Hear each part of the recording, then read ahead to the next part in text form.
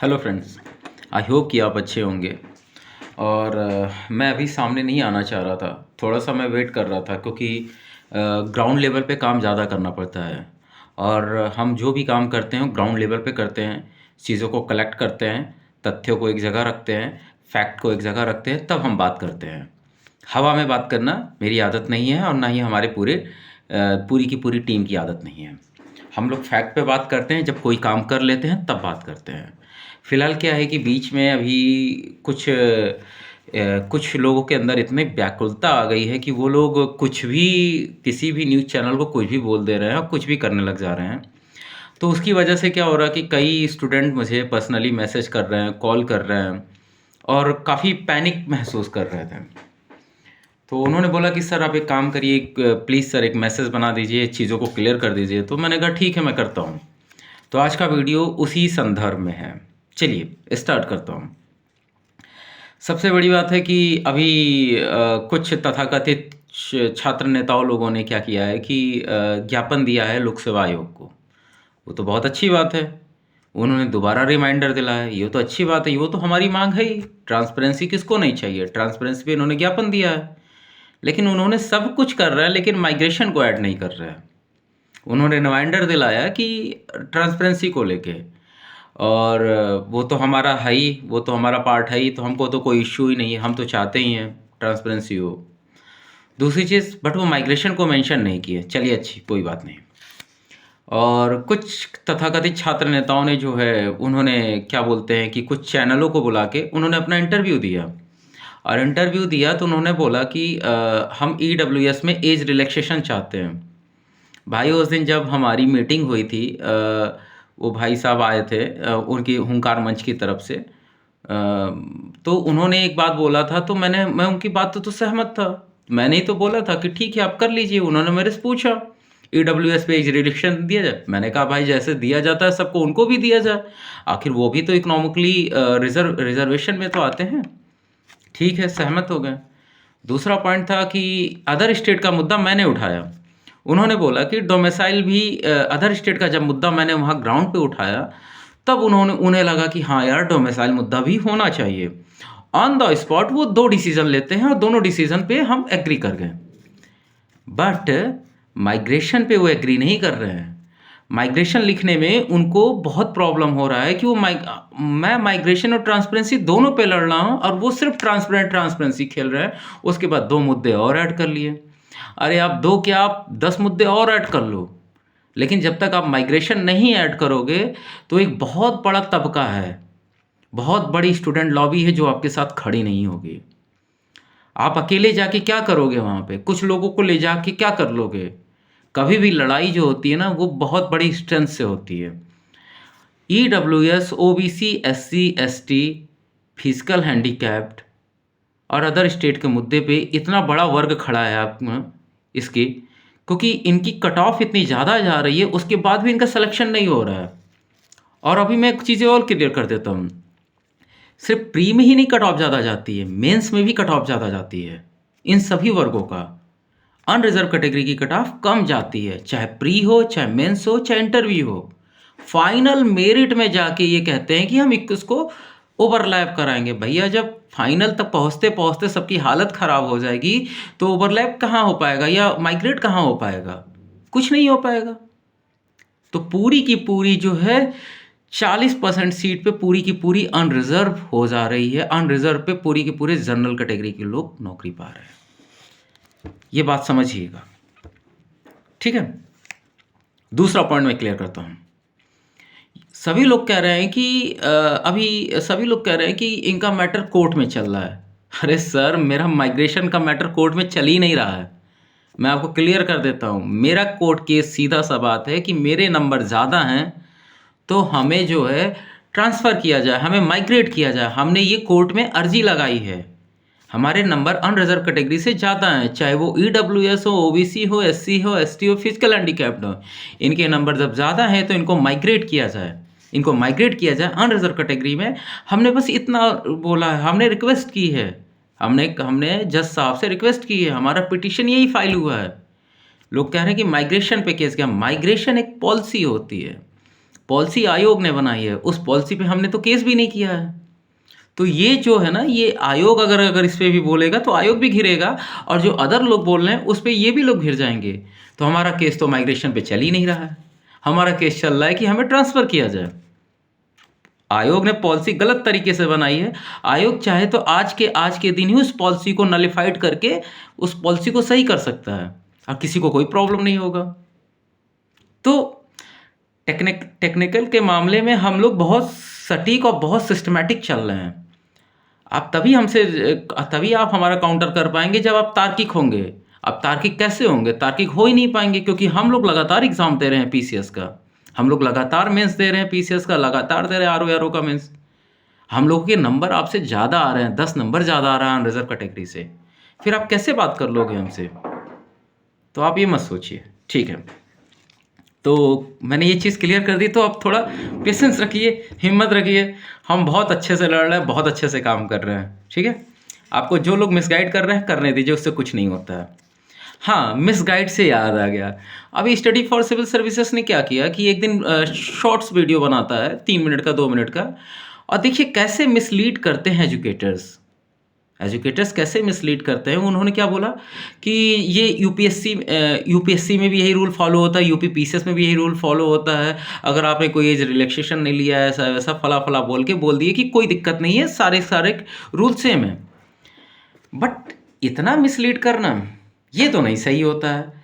या तो आप एजुकेटर हो, या तो आप किसी के लिए काम कर रहे हो, यही हो सकता है। और पिछले 7 साल में यही एजुकेटर लोगों ने लोगों को, स्टूडेंट को मिसगाइड किया है।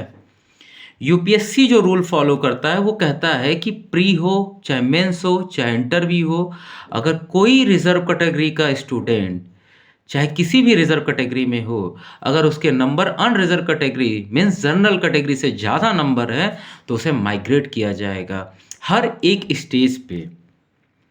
और यूपी पीसीएस ने इसी चीज़ को तोड़ मरोड़ के 2019 में क्या किया कि इसने इस चीज़ को फाइनल मेरिट में कर दिया। मतलब आप चाहे प्री में कितना भी नंबर पा लो, चाहे मेंस में भी कितना नंबर पा लो, चाहे इंटरव्यू में भी कितना नंबर पा लो, आपको माइग्रेट नहीं किया जाएगा। आपको अपनी ही कैटेगरी में पास होना पड़ेगा, चाहे वो OWS हो, चाहे OBC हो, चाहे SC हो, चाहे ST हो, चाहे फिजिकल हैंडीकैप्ड हो। इतनी सी छोटी सी बात को study for civil services channel ये नहीं समझ पा रहे हैं, और इतना बड़ा यूट्यूब चैनल चला रहे हैं और लोगों को मिसलीड कर रहे हैं।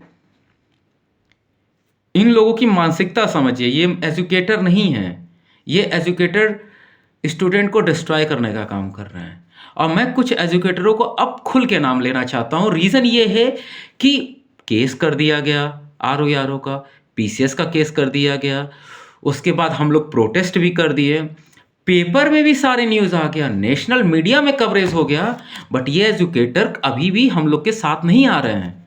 ये सामने आके खड़े होके नहीं बोल रहे हैं। और ये एजुकेटर कौन है, पहले नाम जान लीजिए। सबसे पहले तो स्टडी फॉर सिविल सर्विसेज ज्ञान प्रकाश मिश्रा जी। दूसरे नंबर पे जय हो स्टडी उत्कर्ष द्विवेदी सर। ये भी हमारे मुद्दे पे नहीं बोल रहे हैं, मुखर नहीं हो रहे हैं, और ना ही कुछ बोल रहे हैं, ना कुछ कह रहे हैं।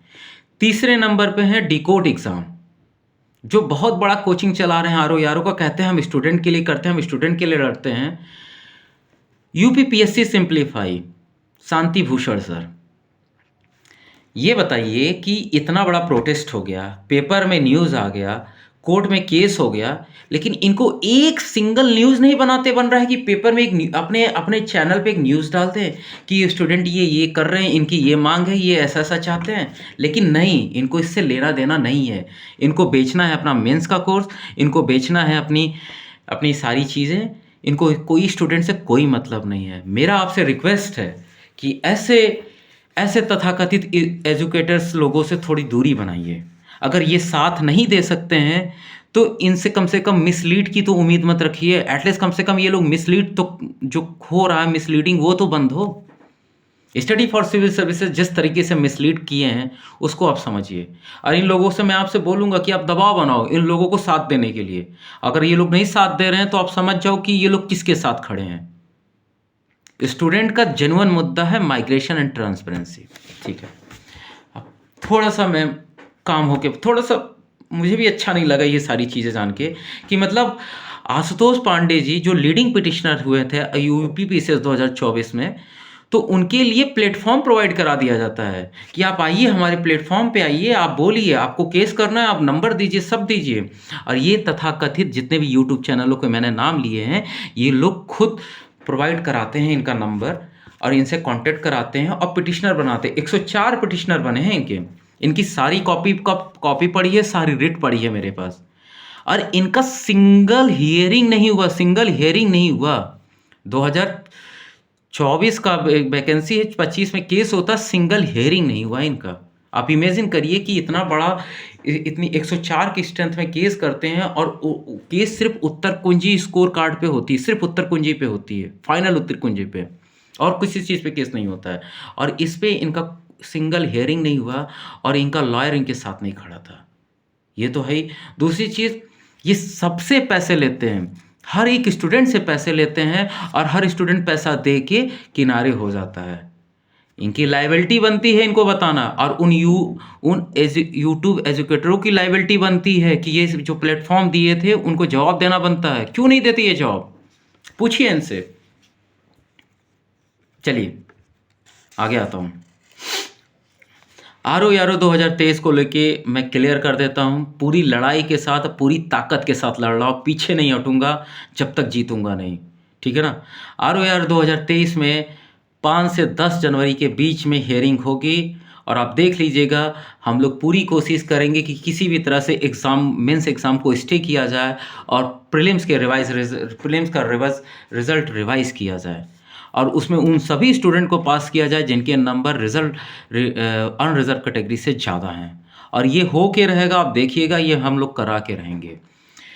थोड़ा देर हो सकता है लेकिन हम लोग पीछे नहीं हटेंगे, क्योंकि लड़ाई अब सच्चाई की बात है, लड़ाई स्टूडेंट की है। यूपी पीसीएस 2025 मैंने आपसे बोला था कि मैं केस करा दूंगा, लोगों से बात कर लूँगा। वहाँ पे मनीष कुमार जी हैं, उसको लीड कर रहे हैं, उनके 95 क्वेश्चन हैं ओबीसी कैटेगरी में, और वहाँ पे सभी वर्ग के लोग जुड़े हुए हैं। और सबसे अच्छी बात है, ये जो केस फाइल हुआ है जस्टिस मनीष माथुर के बेंच में ही हुआ है। सभी लोग कह रहे थे कि इनका नंबर नहीं आएगा, केस फाइल नहीं हो पाएगा, ये नहीं हो पाएगा, बट मुझे पता है ना कि मैं किसके ऊपर ट्रस्ट करके चल रहा हूँ। हम लोग जो भी काम करते हैं बहुत सोच समझ के करते हैं, बहुत सिस्टमेटिक करते हैं और बहुत अथेंटिसिटी के साथ करते हैं। यही रीज़न है कि यूपी पीसीएस 2025 का भी केस फाइल हो गया।